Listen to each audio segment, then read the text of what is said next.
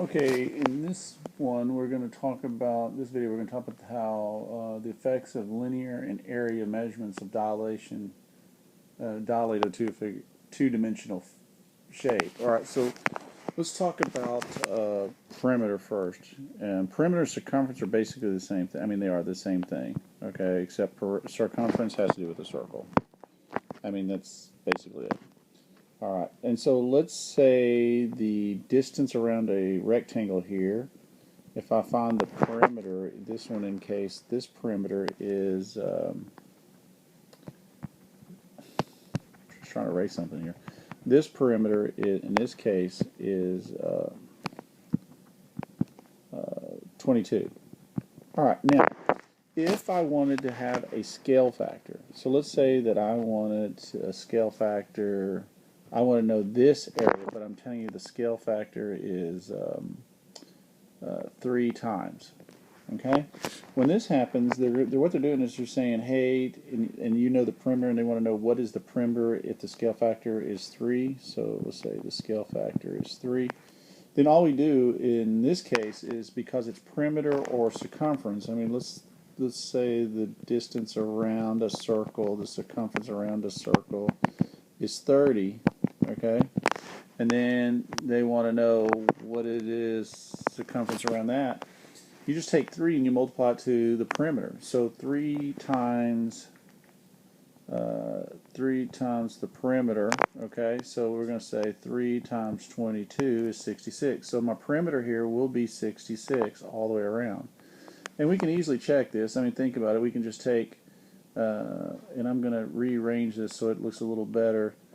So my perimeter for the larger shape would be 66 because it's 3 times 22. And I don't like the way that looks either. 22. All right? So let's do an experiment. Let's say that we multiply 3 to everything over here, and let's see what happens, okay? So that would make this 18, this would be 15, this would be 15, and this would be 18. All right, so 15 and 15 is 30. That's easy. 18 and 18 is 36, and together they make 66, so it checks. So all I did was take the perimeter of the smaller shape and take 3, the scale factor, and multiply it to it, and I'd get the same thing. And the same thing goes with a circle. If we're talking about circumference and perimeter, it's like a unit of 1, okay? I mean, think about it. Whenever we say 3 feet, we only have 1 unit up there. So the scale factor, we only multiply it 1 time to the area, to the perimeter or the circumference. So in my original, my it's 30, but then when I do the circumference 3 times, this one will be 90. Okay, so let's talk about area now. So let's say we have area, and we're going to say 4 and 6. And then we're going to do a scale factor of, let's say, 2/3. All right, so we'll do a scale factor of 2/3 here. Now, according to this, 2/3, since my scale factor is 2/3, that means the shape is going to get smaller. And I'm trying to draw it that it matches what we're saying. All right, so the area for this is a length times width, which is 4 times 6, which is 24. So I know the area of this shape is 24. Now, the scale factor is 2/3. Now, we've got to be careful here because we're talking about area now. And when we talk about area, let's put these in inches so we kind of know. This really is inches square. So my answer is 24 inches square. All right, that little square is telling us something. It's telling us that if you have a scale factor, we're going to do the scale factor twice. Not once, but twice. So when we talk about area, you're going to take the original area of 24, and you're going to multiply the scale factor not once, but twice, because area is squared. See the little square on the area answer? So now instead of 2/3, it's really 4/9. So I'm going to say 24 times 4/9. All right, and so now I can multiply these. I mean, I actually can take 24 times 4 and divide by 9, or I can simplify it this way, and it looks like I'm going to get 32 over 3, which is 10 and 2/3. So my new area for the smaller shape is going to be 10 and 2/3. And that's, we can check it just like we did the other one. Okay, so watch this. I'm going to take 2/3 away from 6, and that is going to be 2 times. Now remember, it's because we're talking about a length here, it's only 1/3. So 6 times 2/3, that'll be 4. And then 4 times 2/3, that's going to be 8/3. And so we'll say that this is 8/3.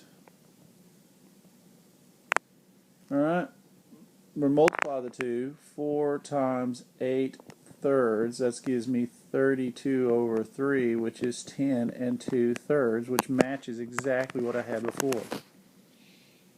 So what am I really trying to tell you here? Whenever you're dealing with perimeter or circumference,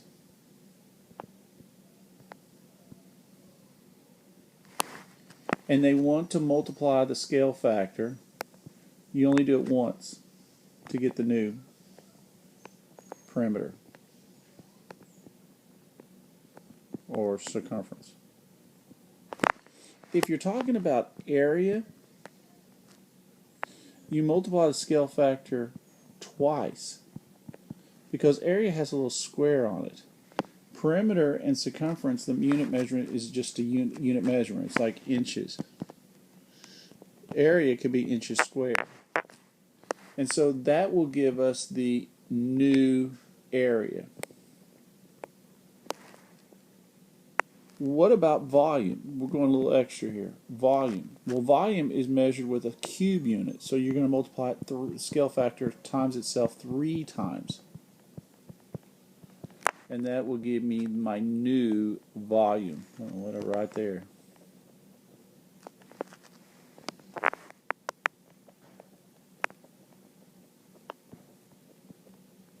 A new volume.